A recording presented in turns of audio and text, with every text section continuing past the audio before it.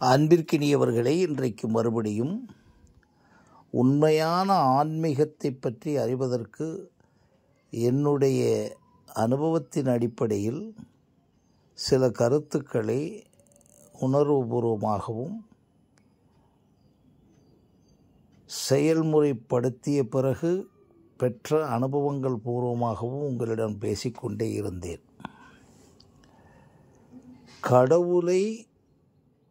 கடவுளுடைய தன்மையை, உண்மையான ஆன்மீகத்தை அறிவதற்கு ஆரம்பத்தில் சில வழிகாட்டுதலுக்காக ஒரு சில தேவைப்படுவர், அல்லது ஒரு சில மறை சம்பந்தப்பட்ட, இறை சம்பந்தப்பட்ட இலக்கியங்கள், இலக்கணங்கள் தேவைப்படும். ஆனால் அதற்கு பிறகு ஒவ்வொரு நொடியும் உங்களுடைய இயக்கத்தை தெரிந்தால்தான் நீங்கள் இறை அனுபவத்தில் தொடர்ந்து நீட்டிக்க முடியும். ஏனென்றால் உங்களுடைய ஒட்டுமொத்த கட்டமைப்பாக உங்களுடைய உடலுக்குள்ளே, முதலிலே நான் சொன்னது உடலே தியானமாக, அந்த உடலுக்குள்ளே இருக்கக்கூடிய கட்டமைப்பை 100% அறிவியல் பூர்வமாகவும், இயற்கையியல் பூர்வமாகவும், உளவியல் பூர்வமாகவும், உலகியல் பூர்வமாகவும், ஆன்மீக இயல் பூர்வமாகவும் புரிந்து கொள்ள வேண்டும். இதற்காக எங்கும் படிக்க வேண்டிய அவசியமில்லை. உங்களுடைய உடல் உள் உறுப்புக்கள் அடங்கியது, வெளி உறுப்புக்கள் அடங்கியது. அது ஒவ்வொன்றாக உங்களுக்கு தெரியும். இதனுடைய ஒட்டுமொத்த இயக்கத்தையும் நீங்கள் தெரிய வேண்டுமென்றால் மருத்துவராக ஆக வேண்டியதில்லை.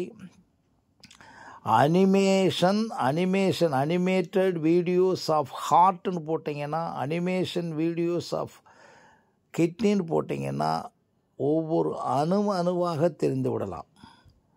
அதே மாதிரி how cell works, what is the structure of cell with animation போட்டிங்கன்னா ஒவ்வொரு செல்லும் உங்களுக்கு வந்துடும். இதுதான் அறிவியல் பூர்வமாக நீங்கள் ஒவ்வொரு செல் எப்படி இயங்குகிறது, ஒன்றோடு ஒன்று எப்படி இயங்குகிறது, ஒரு செல்லினுடைய இயக்கம், மூளையில் இருக்கக்கூடிய செல்லினுடைய இயக்கம் எப்படி காலில் இருக்கக்கூடிய செல்லுடைய இயக்கத்துக்கு உத்தரவு, எல்லாமே நீங்கள் ஒரு மருத்துவர் மாதிரி முதல்ல ஆயிடுவீங்க. இதுவரைக்கும் நீங்கள் செஞ்சுருக்கீங்களான்னு எனக்கு தெரியாது. நான் செய்து உணர்ந்தது அதுதான். மருத்துவருக்கு கூட அவ்வளவையும் பார்ட்டி படிக்க முடியாது. இப்போ ஸ்பெஷல் டாக்டர்ஸ் வந்துடுறாங்க. நம்ம எப்படி பார்க்கலாம்னா, காதில் கேட்கக்கூடிய ஒரு ஒலி சத்தம் எப்படி மூளைக்குள் சென்ட்ரல் நர்வஸ் சிஸ்டம் மூலம் போகுது, அங்கே என்ன ரியாக்ட் பண்ணுது, அந்த சிஸ்டத்தில் இருக்கக்கூடிய ரியாக்ஷனில் அது ஒன்றோடொன்று எப்படி கலக்கிறது, அது எப்படி நமக்கு அப்படியே உள்ளே போகும்போது கடைசி DNA வரைக்கும் கலப்பதை நீங்கள் கட்டாயமாக யூடியூப்பில் பார்த்துக்கலாம். இவ்வளோ வெளிப்படையாக சொல்லிட்டேன். இது மாதிரி உங்களுடைய உடம்பினுடைய உள் உறுப்புக்கள், வெளி உறுப்புக்கள், வெளி உறுப்புக்களுடைய தொடர்புகள், இணைப்புக்கள், பிணைப்புகள் எல்லாம் படிக்கிறது தான் நீங்கள் உங்களுக்கு இன்றைக்கு இருக்கக்கூடிய டிஜிட்டல் ஸ்பிரிச்சுவலிசம். இது ஆமாம், நீங்கள் அறிவியல் ஆன்மீகமாக புரிஞ்சிடுவீங்க. புரிஞ்ச உடனே என்ன பண்ணிடுவீங்க, உங்களுடைய கட்டமைப்பை தெரிஞ்சுக்கிறீங்க. இதோட ஃபஸ்ட்டு உங்களோட இருக்கிறது என்ன இருக்குது, உயிர் இருக்குது. அதுக்கு கூட என்ன இருக்குது, அந்த இதுக்குள்ளே நீங்கள் உயிருக்குள்ளே இருக்கிறதுக்கு, இந்த உடம்புகள்லாம் இயங்கிறதுக்கு உணவு இல்லைன்னா இயங்க முடியாதுன்னு தெரியும், பஞ்சபூதங்கள் இல்லைன்னா தெரியும். இதெல்லாம் எப்படி ரிலேட் ஆகுதுன்னு பார்க்கணும். இப்போ நீங்கள் சாதாரணமாக நச்சு காற்றை அல்லது ஒரு சுத்தமில்லாத தண்ணீரை அணிந்து நம்ம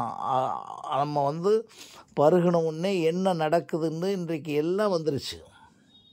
அப்போ ஒவ்வொரு அணுவணுவான புறத்தில் இருக்கக்கூடிய அத்தனையும், பஞ்சபூதங்களாக இருக்கட்டும், உணவாக இருக்கட்டும், அல்லது பூமியாக இருக்கட்டும், எதை எடுத்தாலும் இந்த உடம்போடு இயங்கிறது அத்தனையும் பார்த்துட்டு இதெல்லாம் ஒரு பேலன்ஸ் பண்ணும்போது பாருங்கள், 72 டைம்ஸ் தான் அடிக்கும் ஹார்ட்ன்றது தான் நிரந்தரம்.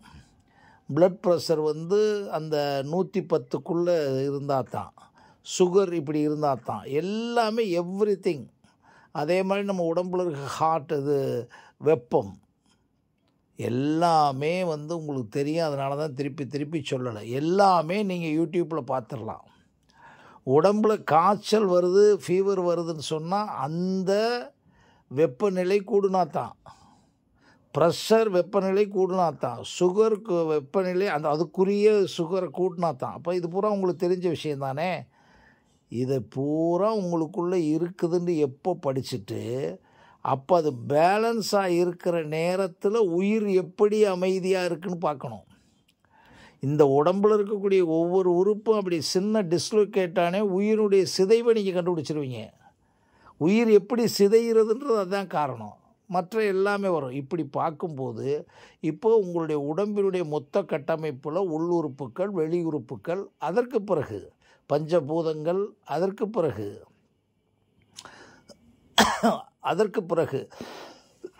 எப்படி உங்களுக்கு உள்ளுக்குள்ளே எப்படி இருக்கு பாருங்க. பசி, வலி, பயம், பாசம், காமம் இவ்வளவும் அதுக்குள்ளே இன்டாக்டாக இன்பில்டட். அது எப்போ இமோஷன் வரும்போதோ இதில் நடக்கும். பசி என்ற இமோஷன் வர்றது எல்லாமே நீங்கள் உணர்றது. அது எப்படி ஏற்படுதுன்னு பார்க்குறீங்க. சாப்பிட்டது ஜீரணமானா அப்படின்னு சாதாரணமாக தெரிஞ்சுக்கிறீங்க.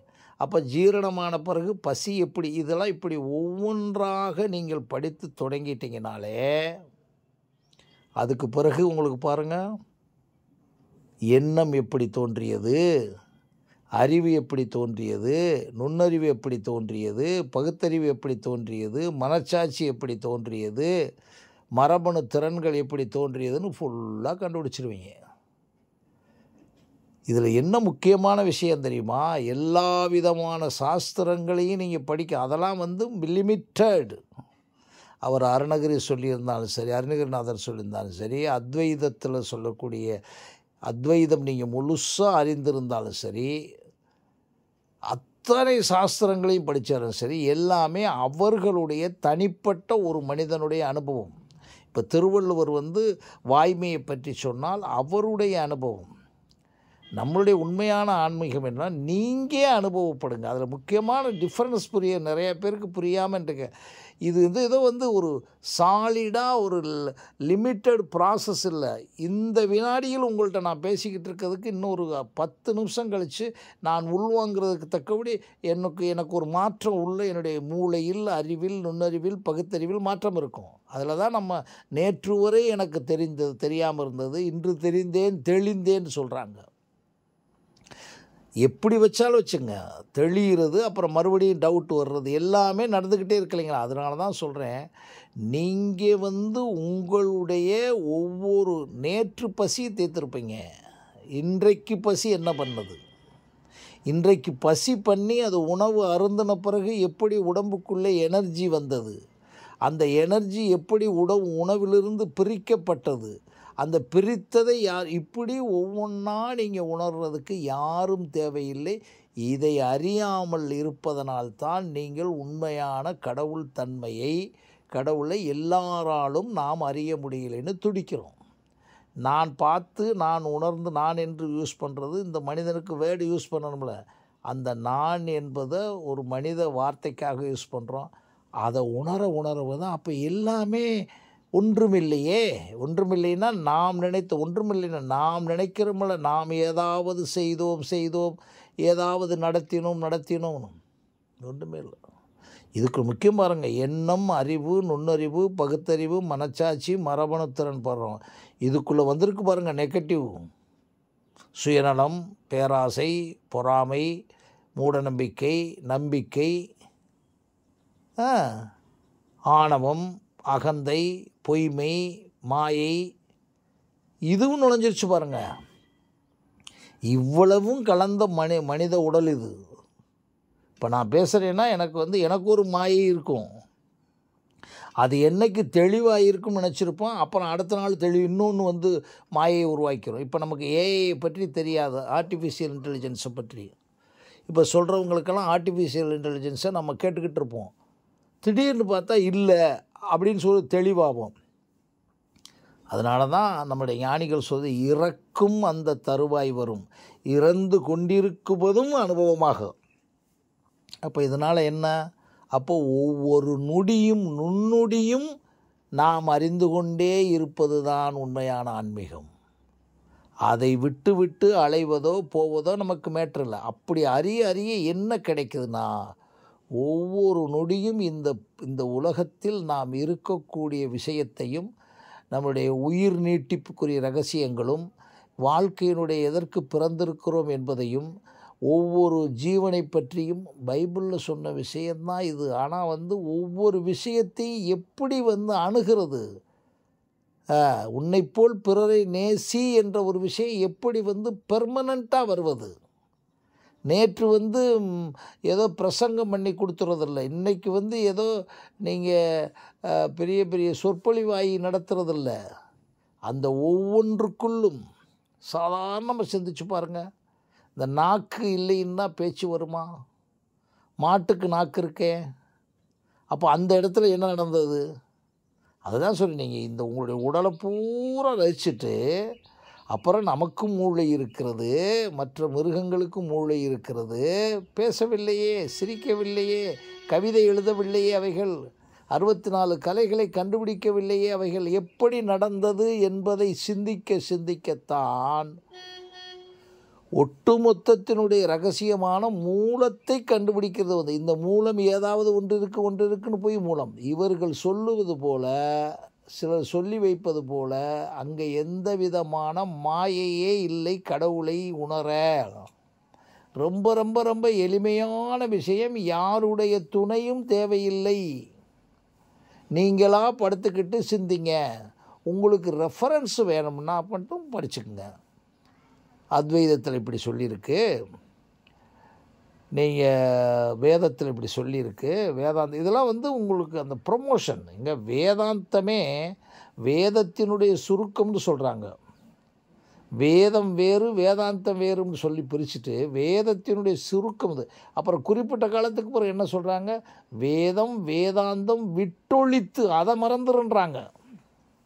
ஏகாந்தமாக இருப்பது எக்காலம். நான் எதுக்கு சொல்ல வர்றேன்னா, அந்த ஏகாந்தம் வேறு, இதை படித்ததெல்லாம் வேறுன்னு அர்த்தம். அந்த ஏகாந்தம் வருவதற்கே உங்களுடைய உடலையே தியானமாக அணுவணுவாக பார்க்கணும். ஒரு நாள் பார்க்கக்கூடாது. நேற்று இருந்த உடல், நேற்றில் 10 நிமிஷத்துக்கு முன்னாடி இருந்த உடலும் அறிவும் நுண்ணறிவும் அத்தனை இயக்கம் வேறு.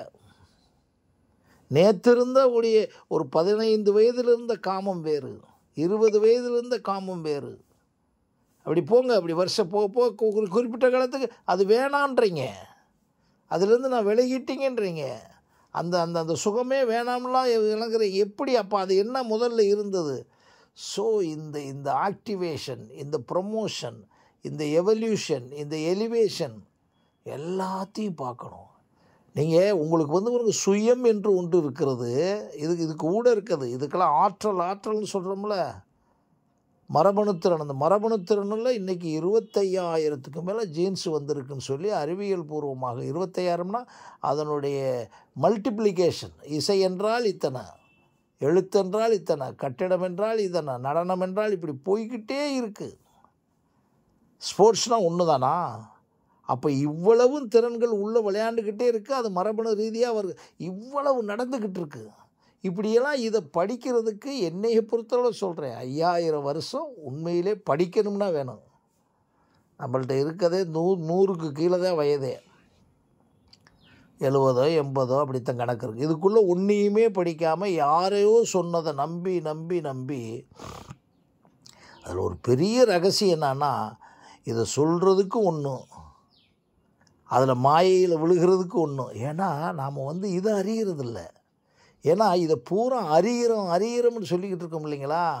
எதை வைத்து அறிந்தோம் என்று அறிவிங்க. அப்போ தான் பார்ப்பீங்க, ஓஹோ இப்போ நம்ம அறிந்ததாக அறிவுன்னு சொன்னதெல்லாம் பொய், ஏதோ ஒன்று உள்ளிருந்து அறிகிறதுன்னு வைங்க. அந்த அறிகின்ற ஒன்றை அறிய துடிக்கிறது தான் வேதாந்தத்தில் சொல்லுகின்றது. அப்சர்வர்ஸ் டு பி அப்சர்வ்டு என்று ஜேகே சொன்னது.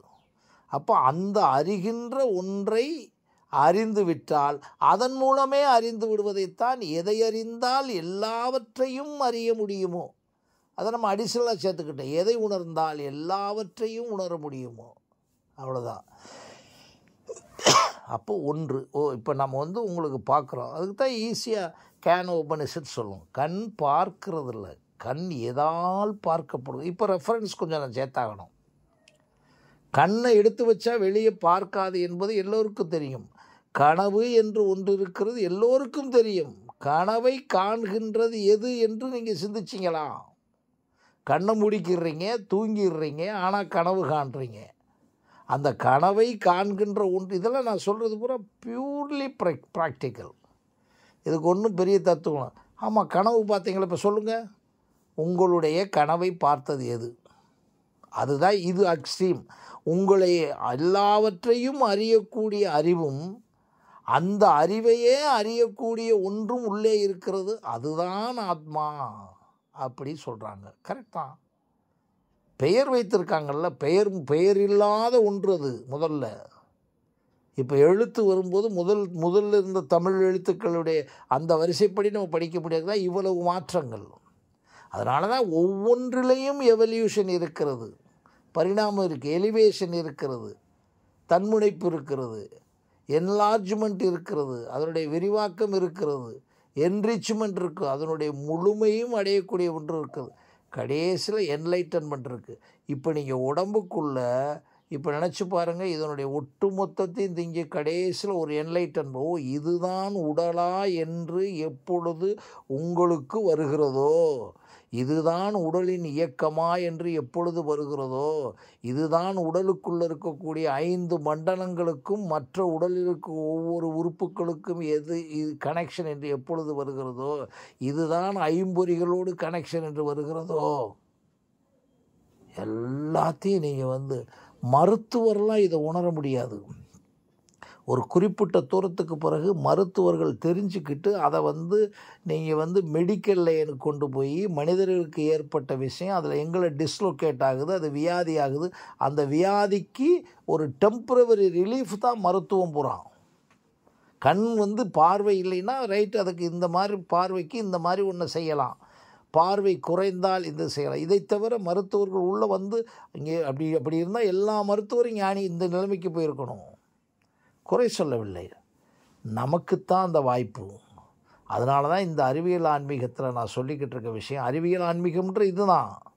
அறிவியல் அல்ல, அறிவியல் உணர்ந்து பார்ப்பது. சுவாமி விவேகானந்தர் அடிக்கடி சொன்னது தான், நீங்கள் எதை எடுத்தாலும் என்னை உணர வைத்து விடுவீர்கள், உணர்ந்தால்தான் அது உண்மை. உணராத எதுவுமே உண்மை இல்லை. அந்த உணரக்கூடிய ஒன்று மனிதனுக்கு மட்டும்தான் இருக்குது, உணர்த்தக்கூடிய ஒன்றும் மனிதனுக்குள்ளே இருக்குன்றதை தயவுசெய்து பிடிச்சிக்கங்க. ஆமாம், அதை உணர்த்துறது. இப்போ நான் உணர்ந்ததை என்னால் முடிஞ்ச எனக்கு உணரப்பட்டதை சொல்லிக்கிட்டு இருக்கேன். இதை நீங்கள் ஏற்றுக்கலாம். ஆனால் ஒன்று மட்டும், நீங்கள் என்ன பண்ணாலும் நீங்கள் முழுமையடைய முடியாது இந்த பிறப்பில். உங்களை நீங்கள் அதான் சொல்கிறேன், ஒரு நாள் அறிந்து முடிவதில்லை. இது டிரான்ஸ்ஃபர்மேஷன்றாங்க. ஓகே, தன்மா உள்ளே நடந்துருச்சு, ஞான நிலைக்கு போயிட்டீங்க. ஆனால் உலகத்தில் வாழக்கூடிய ரமணர் ஞான நிலையை அடைஞ்ச பிறகு உலகத்தில் இருந்தாரா இல்லையா? விவேகானந்தர் இருந்தாரா இல்லையா? நான் சொல்கிறது சாமியாருக்கே சொல்லலை. அப்படியே நீங்கள் உலகத்தில் இருக்க அத்தனையும், நான் சாமியார் கிடையாது, நம்மெல்லாம் இந்த உலகத்தில் இப்போ நான் சாப்பிட போகணும், பசி எடுத்தா அந்த பசியில் ஒன்று இருக்குது. எந்த உணவை சாப்பிடுகிறோமோ அந்த உணவை சார்ந்தது, அதான் உணவே மருந்து. அப்போது நேற்று சாப்பிட்ட இட்லிக்கும் இன்றைக்கி வேற ஒரு இட்லி வேற ஒரு கடை சாப்பிட்டா அங்கே ஒரு டிஃப்ரெண்ட்டாக இருக்குது, சாம்பாரோடு சாப்பிட்டா. இப்படி ஒவ்வொரு அணுவணுமான விஷயத்தையும் அந்த செயலில் கவனமே தியானமாக ஆகும்போது தான், அந்த செயலுக்குள் போகும்போது தான் ஜென் சொன்ன விஷயங்கள் தான். அந்த ஒரே விஷயத்தை விட்டுறாங்க. அடுத்த விஷயம் ஜென் இப்படி அணுவணுமாக உங்களை பார்க்க சொல்லலை. டீ சாப்பிடும்போது இதுதான். அப்போ இது எப்படின்னா, உங்களை நீங்கள் படிப்பதற்கு உணர்வதற்கு உலகத்தில் எதுவுமே தேவையில்லை. அப்புறம் என்ன பிரச்சனை வரப்போகுது உங்களுக்கு சொல்லுங்கள்? இப்படி ஒவ்வொன்றாக படித்து பாருங்கள். நான் சொல்லிக்கிட்டு இருக்கிறது என் அனுபவம் தான், இன்னும் நிறைய சொல்லணும் அதுக்குள்ளே. அதுக்கத்தான் கொஞ்சம் கொஞ்சமாக பதிவு பண்ணுறேன். மறுபடியும் சந்திக்கின்றேன். நன்றி, வணக்கம்.